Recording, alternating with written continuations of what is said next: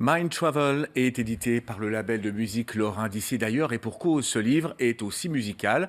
Francis Meslay parcourt le monde à ses heures perdues à la recherche de lieux abandonnés, des lieux où le temps s'est arrêté. Malika Boudiba, Olivier Bouillon et Alain Thierry.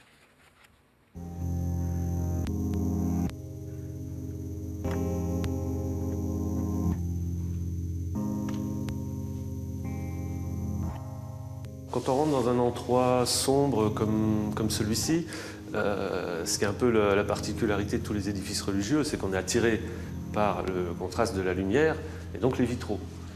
Donc ici, mon premier regard va être pour les vitraux. Il y a déjà un temps de découverte, parce que je ne veux pas me gâcher le plaisir des yeux avant de poser un appareil photo entre le lieu et moi.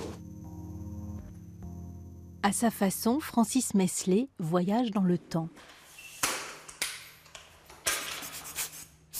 Ces lieux dans lesquels il rentre toujours avec une autorisation sont fermés, parfois presque oubliés.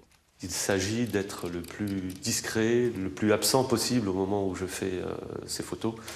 Je pose mon sac, je pose mon trépied, et personne ne prend la pose, mais je cherche tranquillement quelle photo je vais pouvoir cadrer. Cette chapelle fera sans doute partie d'un prochain livre. Pour Mind Travel, il a déjà exploré plusieurs endroits à travers le monde. Il a eu l'idée de soumettre les photos à des musiciens pour en faire un livre musical.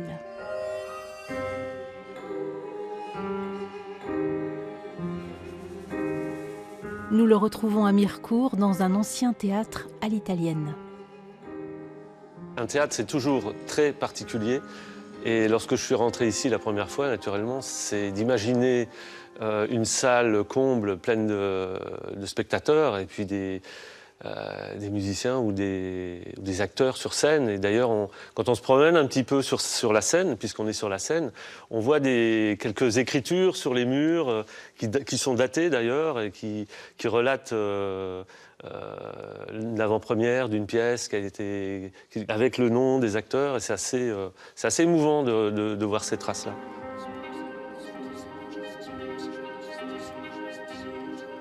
Mind Travel, c'est le voyage de l'esprit. À partir du moment où on rentre dans un lieu, mon esprit, et je pense l'esprit des gens à qui j'aime montrer mes photos, se met à travailler, à essayer d'imaginer des réponses à toutes les questions qui viennent. Pourquoi, comment, depuis combien de temps, et qui vivait là, et qui venait là, et voilà. Et donc ce chemin dans l'imaginaire, on le fait soi-même, et en fait la photo et les musiques qui accompagnent les photos sont un point de départ pour propulser les gens. Voilà. Francis se définit plutôt comme un photographe de patrimoine. Il aime l'idée de ces capsules temporelles qu'il ouvre pour humer l'air d'antan.